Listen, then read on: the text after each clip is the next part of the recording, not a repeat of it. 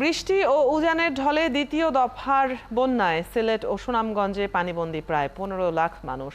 উজানের ঢল কমলেও ভারী বৃষ্টিতে আবারও বাড়ছে নদীর পানি। হোসাইন আহমদ সুজাদের তথ্য ছবিতে প্রতিবেদন। বন্যার পানিতে তলিয়ে আছে সিলেটের গোয়াইনঘাটের 13টি ইউনিয়ন। দুর্ভোগে রয়েছে পানিবন্দী মানুষগুলো।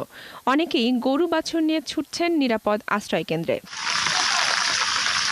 এদিকে আকস্মিক এই বন্যায় জানমালের ক্ষতি কমাতে বাড়ি বাড়ি গিয়ে উদ্ধার তৎপরতা চালাচ্ছে পুলিশ। দুর্গত এলাকার মানুষদের রান্না করা খাবারের পাশাপাশি শুকনো খাবার দিচ্ছে প্রশাসন। আজকে 21 মেট্রিক টন চাল প্রদান করা হয়েছে। যারা বন্যা দুর্গত রয়েছে এবং আশ্রয়কেন্দ্রে রয়েছে তাদেরকে যেন রান্না করে খাবার প্রদান করা যায়।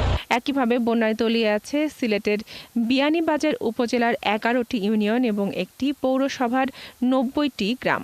এখানকার আশ্রয় কেন্দ্রে যাওয়া মানুষগুলোর অভিযোগ খাবার না পাবার।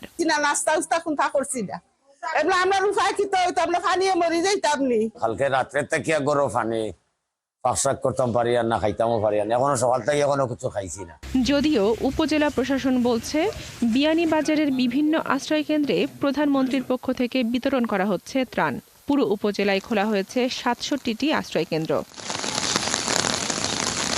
আর ওসমানীনগর, বালাগঞ্জ এবং বিশ্বনাথ উপজেলায় বন্যা আক্রান্ত মানুষের সংখ্যা প্রায় 2.5 লাখ। সেখানেও পানিবন্দী মানুষগুলোর দিন কাটছে খেয়ে না খেয়ে। মানুষও খাদ্যের অভাবে মরবে না, গবাদি পশুও মরবে না। আমরা সব দিকে লক্ষ্য রাখবো। আন্তরিকতার কারণেই আজকে বানবাসী মানুষ কোনো অসুবিধার সম্মুখীন নয়। এদিকে পানি উন্নয়ন বোর্ড জানিয়েছে প্রতিটি নদীর পানি এখনো বইছে বিপদ সীমার ওপরে। পুরো জেলায় এখন পর্যন্ত প্লাবিত 1548টি গ্রাম। বনশ্রী হালদার, 71। বন্যা পরিস্থিতির আরো খবর জানাতে আমাদের সাথে যোগ দিচ্ছেন সিলেট থেকে সহকর্মী সাকিব আহমদ মিঠু ও সুনামগঞ্জ থেকে শামস শামীম। প্রথমে সিলেটে চলে যাচ্ছি। মিঠু, আজ সিলেটে নদ নদীর অবস্থা কেমন? সিলেট শহরের কোথাও জলবদ্ধতা কি এখনো আছে? কোন কোন উপজেলায় এখনো লোকালয়ে পানি রয়েছে?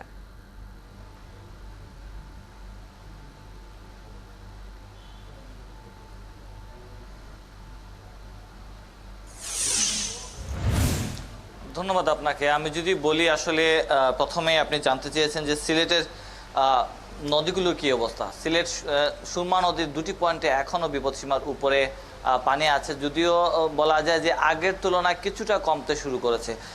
এখনো 6-5 সেন্টিমিটার উপরে বিপদসীমার কানাইঘাট পয়েন্টে সুরমা নদীর, আর সিলেট পয়েন্টে যেটা সুরমা নদী সেখানে এখনো 1-6 সেন্টিমিটার বিপদসীমার উপরে আছে, যেটা আসলে আরও উপরে ছিল গতকালকে বা গত পরশু। পানি আমরা দেখছি যে নামতে শুরু করেছে, তবে একটু ধীর গতিতে। যদি আপনি সিলেট নগরী সিটি কর্পোরেশনের এলাকার কথা বলেন, তাহলে আমরা অনেক এলাকায় দেখেছি মির্জাজাঙ্গাল, তারপর হচ্ছে তালতলা, যতপুর, সুবানীঘাট, উপশহর, এইসব এলাকা পানি কিন্তু এখনো নামেনি। আমি অনেক বাসাবাড়ি এখনো মানে আপনি যদি দেখেন যে দক্ষিণ সুরমার কিনবিজ এলাকার যে অংশগুলো আছে সেগুলো এখনো পানির নিচে। আমাদের নদী নিকটবর্তী যেসব এলাকা আছে, মেন্দিবাগ, উপশহর, যতরপুর, টুকের বাজার, সদর উপজেলার অনেক জায়গায় কিন্তু এখনো পানির নিচে। বাসাবাড়ির মানুষ এখনো তার যে পানিবন্দী হওয়ার পরে ঈদের দিন বা ঈদের পরের দিন পানি যে বাসায় প্রবেশ করেছিল, তারা এখনো বাসায় প্রবেশ করতে পারেনি। কেউ আত্মীয় স্বজনের বাসায় আছেন, কেউ বা আশ্রয় কেন্দ্রে আছেন। আপনি জানেন যে এইবার দ্বিতীয় দফায় যে বন্যাটা হয়েছে সিলেটে, সিলেট নগরী সহ 13টি উপজেলার প্রায় 9 লাখ মানুষ কিন্তু পানিবন্দী হয়েছেন বা বন্যার পানিতে আক্রান্ত হয়েছেন। 21,000-এর বেশি মানুষ কিন্তু এখন আশ্রয় কেন্দ্র, জেলা প্রশাসনের তথ্য মতে যে 21,000-এর বেশি মানুষ আশ্রয় কেন্দ্রে আছেন এবং 700-রও বেশি আশ্রয় কেন্দ্র খোলা হয়েছে। এবং সেই সকল মানুষকে বারবারই কিন্তু বলা হচ্ছে যে সেই সকল মানুষকে তারা ত্রাণ সহযোগিতা দিচ্ছেন, শুকনো খাবার দিচ্ছেন, রান্না করা খাবার দিচ্ছেন।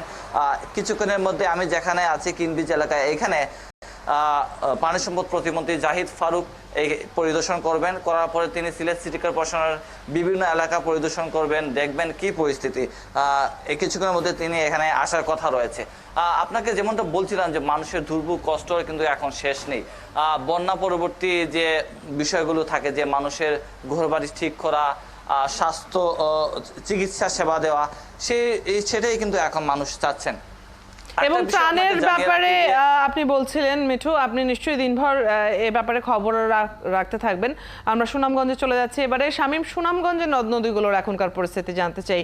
বন্যায় কোন কোন এলাকার রাস্তাঘাট বা বাঁধের আসলে ক্ষতি হয়েছে কোন সব জায়গায়, আর এই জেলায় বন্যা দুর্গতদের জন্য আশ্রয় কেন্দ্রর কি পরিস্থিতি সেটাও জানাবেন।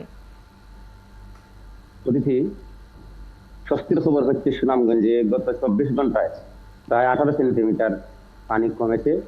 আজ সকালে সুনামগঞ্জের চুলগড় পয়েন্টে বিপদ সীমার 8 সেন্টিমিটার উপর দিয়ে প্রবাহিত হচ্ছে। গতকাল যেখানে এই সময় ছিল বিপদ সীমার 24 সেন্টিমিটার। এর পাশাপাশি রাত্রেও বৃষ্টি হয়নি, যার ফলে পানি কমেনি। আমরা দেখতে পাচ্ছি, আমি যে জায়গাটিতে দাঁড়িয়ে কথা বলছি সেই জায়গাটি গতকালকে প্রায় হাঁটু পানি ছিল, এখন সেখান থেকে পানি নেমে যাচ্ছে। এভাবে অন্যান্য এলাকার সড়ক এবং নিচু এলাকাগুলো যে প্লাবিত হয়েছিল সেখান থেকে পানি সরছে। আর আপনি আশ্রয় কেন্দ্র সম্পর্কে যে বিষয়টি উত্থাপন করেছেন, আমি কথা বলেছিলাম জেলা প্রশাসক মোহাম্মদ রাশিদ ইকবাল চৌধুরীর সঙ্গে। তিনি জানিয়েছেন গতকাল পর্যন্ত 100-এর অধিক আশ্রয় কেন্দ্র খোলা হয়েছে এবং সেখানে প্রায় 24,000 মানুষ আশ্রয় নিয়েছেন। পাশাপাশি তিনি ত্রাণ তৎপরতা সম্পর্কে বলেছেন, আগে যে জিআরের 500 মেট্রিক টন চাল ছিল, আরো পরবর্তীতে আরো 500 মেট্রিক টন এসেছে এবং নগদ 22 লাখ টাকা বরাদ্দ দেওয়া হয়েছে। পাশাপাশি শিশু এবং গোখাদ্যের 17 লাখ টাকা বরাদ্দ দেওয়া হয়েছে। তবে আমরা দেখেছি এই বন্যা পানি কমে গেলেও এখন যে বন্যার গা দগদগে অবস্থা নিয়ে জেগে উঠছে, বিশেষ করে পুনর্বাসন প্রক্রিয়াটা হয়তো এখন শুরু করবেন। যাদের ঘর বাড়িতে পানি উঠেছিল তারা ঘর বাড়িতে যাবেন এবং অন্যান্য যে সড়কগুলো ক্ষতিগ্রস্ত হয়েছিল সেগুলোর দগদগে গা এখন ভেসে উঠবে। আমি যদি আপনাকে দেখাতে চাই, গতকালকে এখানে হাঁটু পানি ছিল, আজকে এখান থেকে পানি নেমে গেছে। এভাবে অন্যান্য এলাকারও থেকে পানি নেমে গেছে আমরা দেখতে পাচ্ছি এবং খবরও পাচ্ছি। তবে এখন যে সমস্যাটা হবে স্বাস্থ্য, বিশেষ করে স্বাস্থ্যের সমস্যা হতে পারে। সিভিল সার্জন আমাকে জানিয়েছেন প্রতিটি ইউনিয়নের স্বাস্থ্যের টিম করা আছে, এর সমস্যা দেখাতে তাহলে তাদেরকে ব্যবস্থা নেওয়ার জন্য।